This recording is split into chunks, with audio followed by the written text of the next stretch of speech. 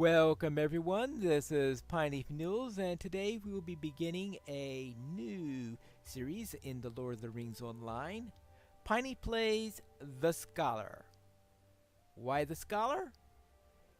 Because in this I will occasionally be doing some little talks about subjects in language, lore, and literature.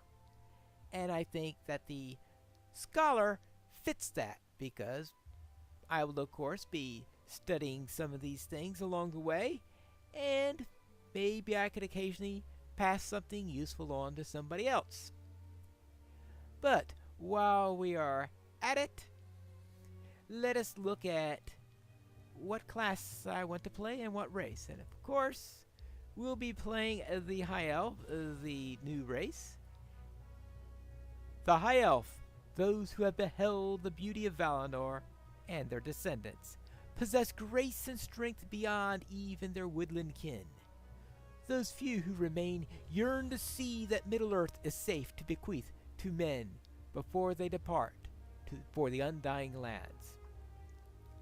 Now, in beta, they didn't have the and their descendants, but they have been saying from the beginning the descendants will count as high elves for this, so that those who want to play it that way could. And apparently sometime the end their descendants got lost, and then they got it put back in near the end. Hopefully the localization got that right. But let's see what the movie says, though I suspect it's going to be pretty similar to what I just read. Mighty foes of evil in ages past, the High Elves, whose kind once beheld the light of Valinor, have mostly departed from the world, bound for distant shores. Some remain, however, resisting the call of the sea, and using their fading power to make Middle-earth safe for days yet to come.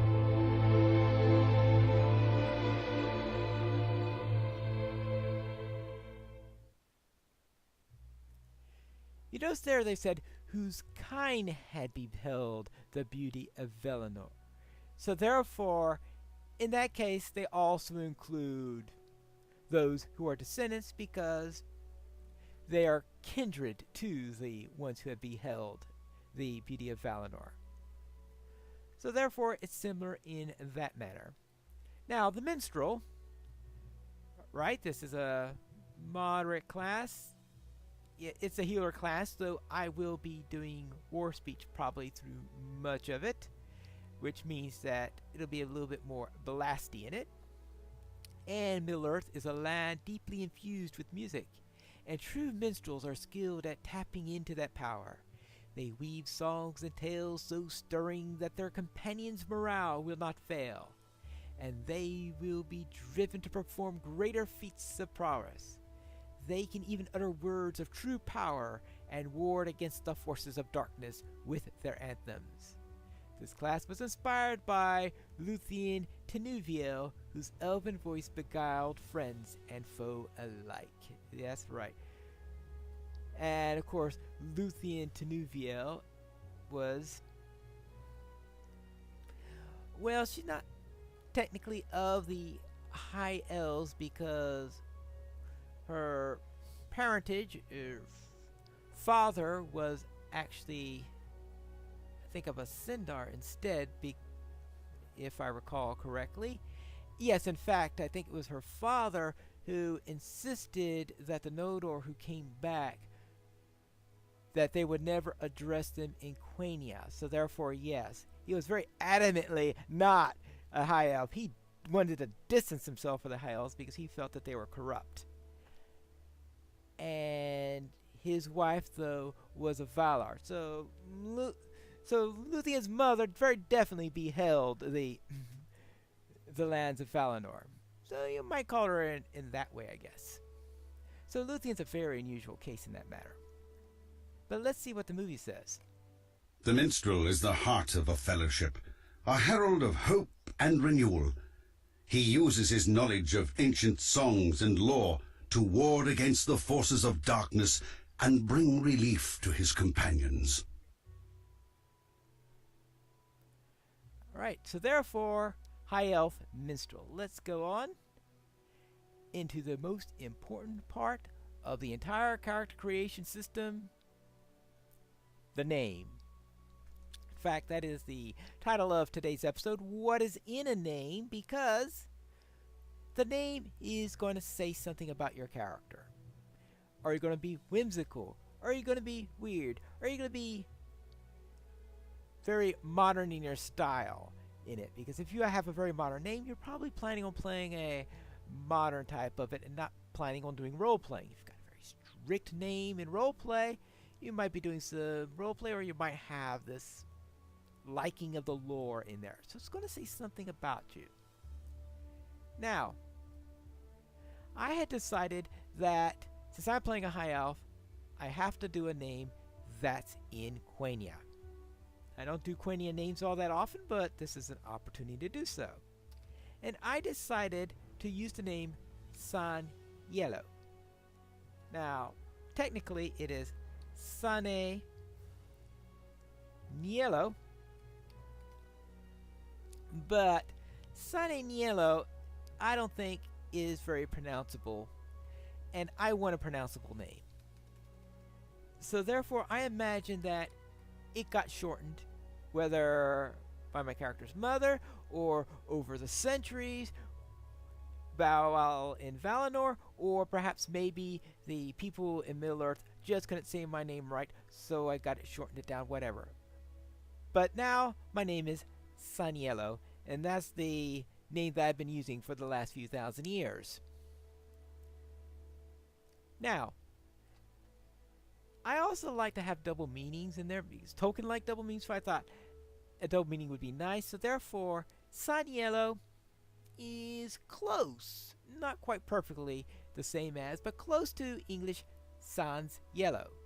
So therefore, I'll be avoiding the color yellow and similar colors throughout this series, because I think that would be fitting to add a double meaning to it. And besides, I'm sure Terry Adwins would just love it if I didn't wear any yellow, because she detests that color. Now, let's see. This might work. Yep, alright, good. We need high elf, so therefore I think that would be useful for there. Now, I really don't like scars and the like, so therefore I usually avoid those. I usually like a bushier eyebrow. Oh, actually that might work. Okay, good. Alright, I think I'll take those. And now, considering what happens in the game, I think I'll use a paler skin, saying that I've been out of the sun for a while.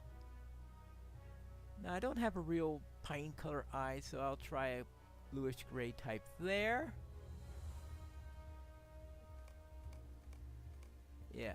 And I think I've got one. Now, hair, I decided to settle on a blackish color. Now, I was wondering where I would consider myself to be from. No, baby Imladris. Well, considering that I've been spending the last several years in Imladris might be appropriate. Plus, it's a lot easier for Imladris to get a darker shade of hair than it would be in... And actually, I don't need a necessarily a darker shade. It just needed...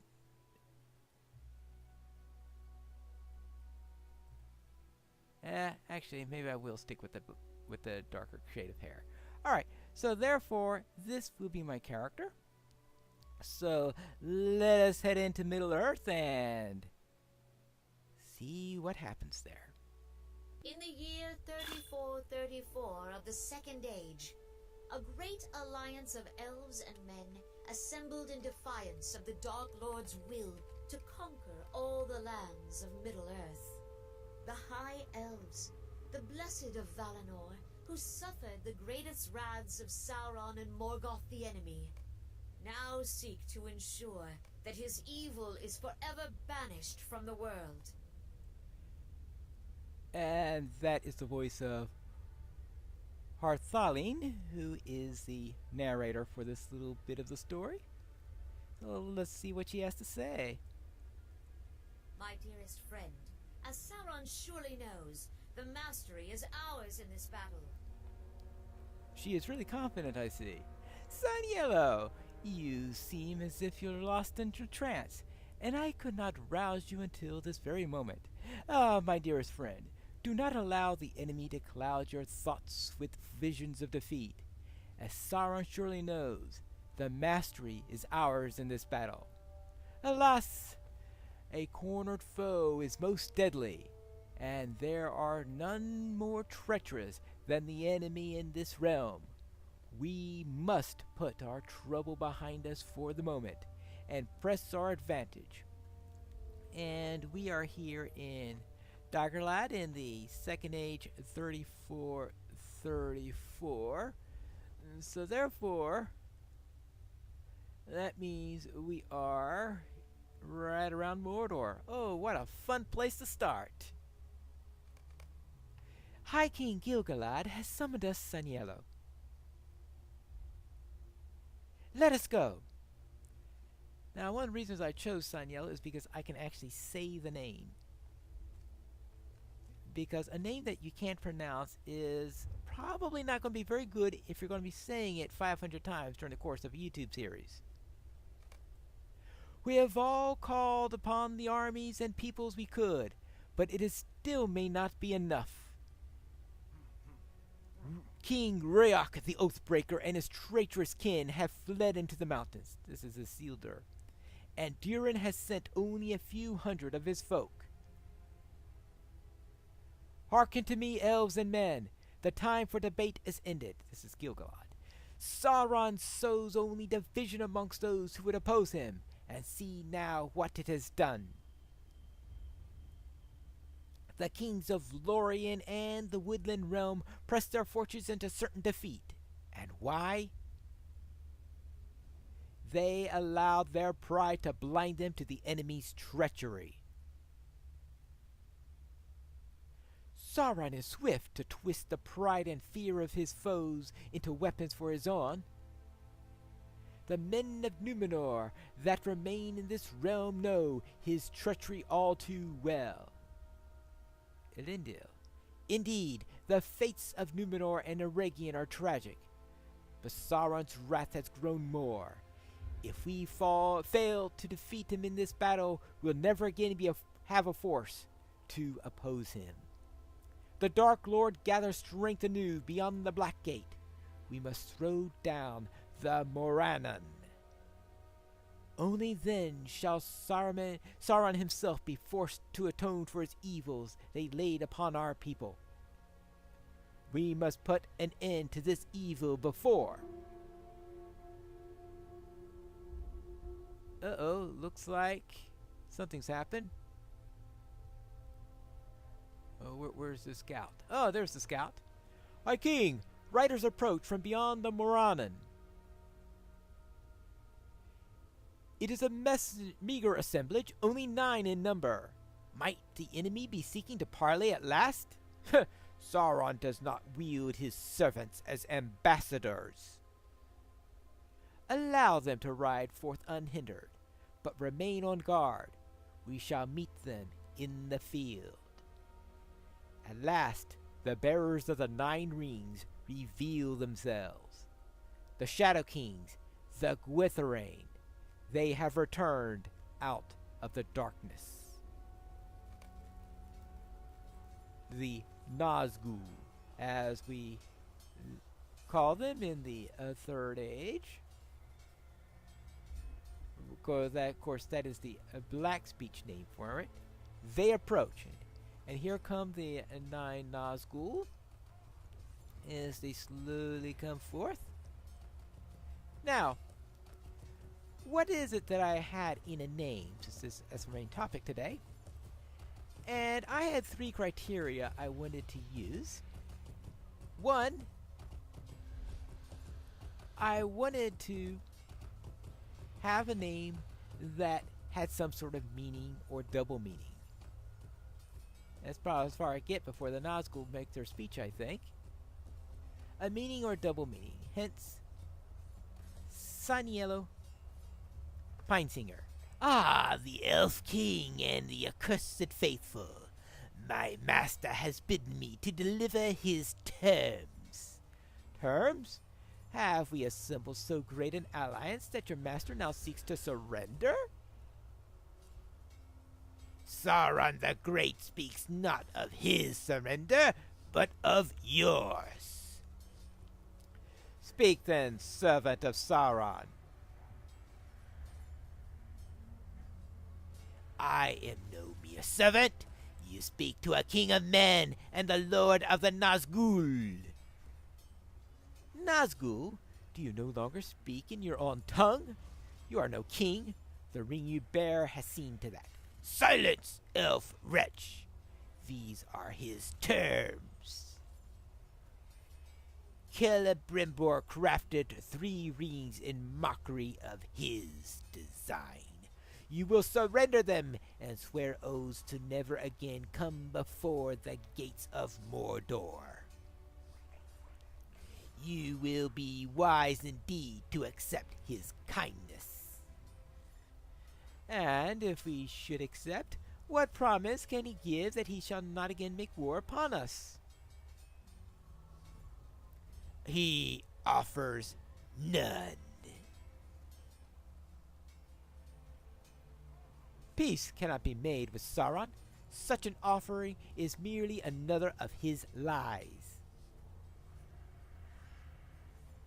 Go now, flee to your master, and tell him that his doom approaches. So be it. Sauron the Great has stayed my hand for the moment, but his patience is nearly ended. It is you and this pitiful host who should flee. For soon no shelter, no matter how well hidden, shall be free from Sauron's domination. Well, that certainly threw down the gauntlet. Soniello, let us speak. Yes, your majesty. With Sauron's demands rejected, we can no longer hold hope that the Gwytharin shall stay their hands in this battle. The second reason for choosing my name is that I said first a meaning. Soniello, Pine Singer, double meaning, without yellow. Second reason is so I can say it. Look how often it appears in the quest text. All over the place. I want to be able to say it and remember it. Or believe me, things will really go rough in the end. Soniello. Before the 9 arrived, I sent forth the spears of Lindon with a garrison of elves and men. With Sauron's demands rejected, we can no longer hold hope that the Gwytharin shall stay their hands in this battle. You know the spears of Theron, Megaril, and Deranath, my friend, and they have stood by my side through great many battles against Sauron and the most terrible of his servants. Ere they departed, they swore to cross the enemy's trenches and dismantle the siege equipment. It is true enough that Cannibal shot has not hit our position in some time, but the wider front has brought the ruin by these very tools. You must now be my scout and my messenger. Learn what has become of their garrisons, and if any of them yet live, deliver to them a message of hope. The Alliance marches upon the Black Gate, and no evil man or orc shall stand in the way of our victory over Sauron. Go, my friend. I shall ready the Alliance to advance upon the Morannon. Be swift and safe, Soniello. I must be safe and swift. But I also need to finish this episode. So I said that the second reason was that could be easily remembered. I also wanted to avoid confusion and the like. And of course I wanted a Quinionite. Why avoid confusion? Because the High Elves are the Noldor. Tolkien originally named the Noldor the Gnomes. He thought that the connection to the Greek word for knowledge would be wonderful, and to give the idea that these are the people of knowledge. Then he thought about, what's the first thing someone's going to think of when they hear the name gnome? That's right. First thing that they're going to think of are those little things they put in their gardens. So he decided to drop the name gnome. So therefore, that's why I took some time in deciding what name I wanted and what class I was going to play. I was thinking Pine Singer. In the end, to avoid confusion, I decided on a minstrel. But I wanted something that I could say. Yes, there is the potential confusion without yellow, but I took that as a double meaning and decided to use that.